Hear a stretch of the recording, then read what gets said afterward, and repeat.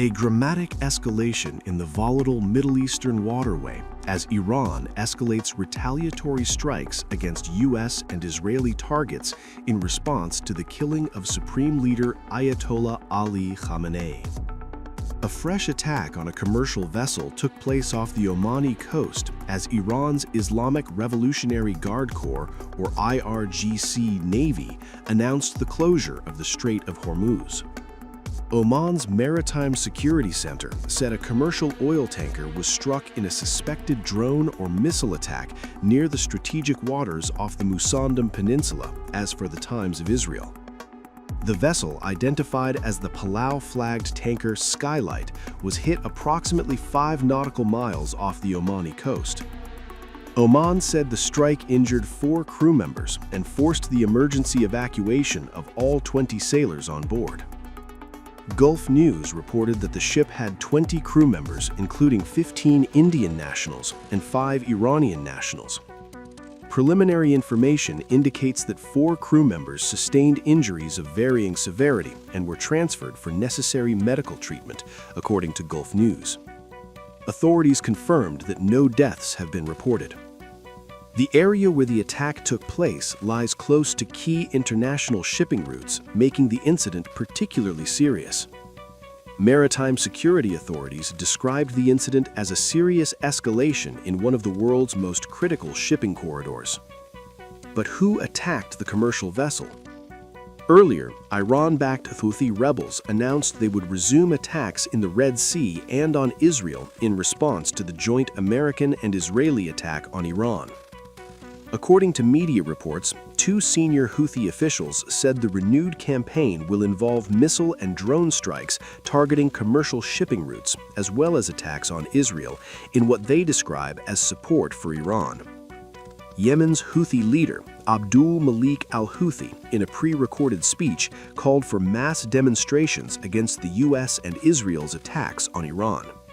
Our position in Yemen, both officially and popularly, is to stand firmly with the Islamic Republic of Iran and the Muslim Iranian people, expressing our complete and unwavering solidarity. We are in a state of full and absolute readiness for any necessary developments that may arise. There is no cause for concern regarding this aggression against the Islamic Republic. There is no concern for the Islamic Republic of Iran, for it is strong, its position is powerful, and its response is decisive. And in reality, she is waging the battle of the entire Islamic nation against the American, Israeli, Zionist tyranny. The targeting of American military bases in the region by the Iranian army and the Revolutionary Guard Corps is a legitimate right for the Islamic Republic and not an act of aggression against other nations where those American military bases are located and operate, whether in the Gulf region or in other parts of the world. This is quite clear. There are American military bases that are directly involved in the aggression against the Islamic Republic, and it is the firm, legitimate, and undeniable right of the Islamic Republic to target them.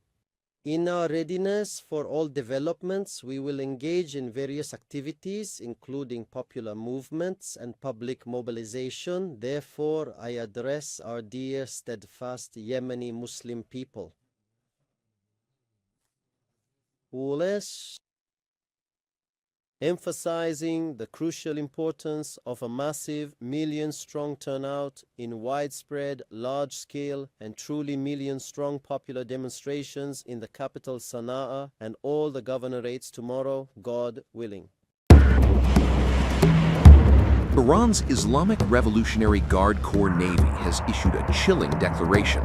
No vessels are permitted to cross the Strait of Hormuz. The order, reportedly broadcast over maritime VHF radio and cited by Reuters, amounts to a de facto shutdown of one of the most vital arteries in the global economy, a move that could send shockwaves through energy markets within hours. The warning comes as tensions explode across the Middle East following direct military exchanges between Iran, Israel, and the United States, and now the confrontation appears to be shifting to the sea. The Strait of Hormuz is no ordinary waterway. This narrow corridor links the Persian Gulf to the Indian Ocean, wedged between Iran's southern coast and Oman's Musandam Peninsula. At just about 50 kilometers wide, shallow, constrained, and militarily exposed, it's one of the most vulnerable strategic choke points on Earth. And it carries staggering weight. More than 20% of the world's oil and petroleum consumption, roughly 20 million barrels every single day, flows through this passage. Nearly 1/5 of global liquefied natural gas trade also transits these waters, much of it originating from Qatar. If the strait is truly closed, even temporarily, the consequences could be immediate and severe. Energy prices surging, shipping disrupted, global markets rattled.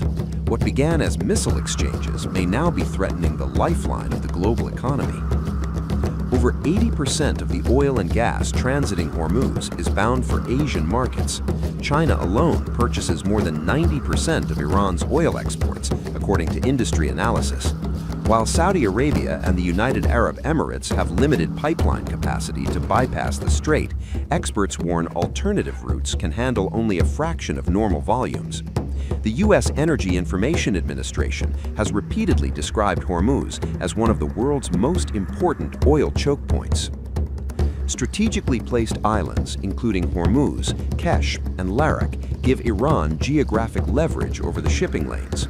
Disputed islands, such as Greater Tunb, Lesser Tunb, and Abu Musa, further enhance Tehran's vantage point.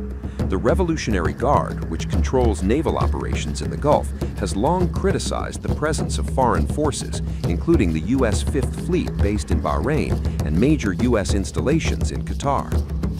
The strait has repeatedly been a flashpoint.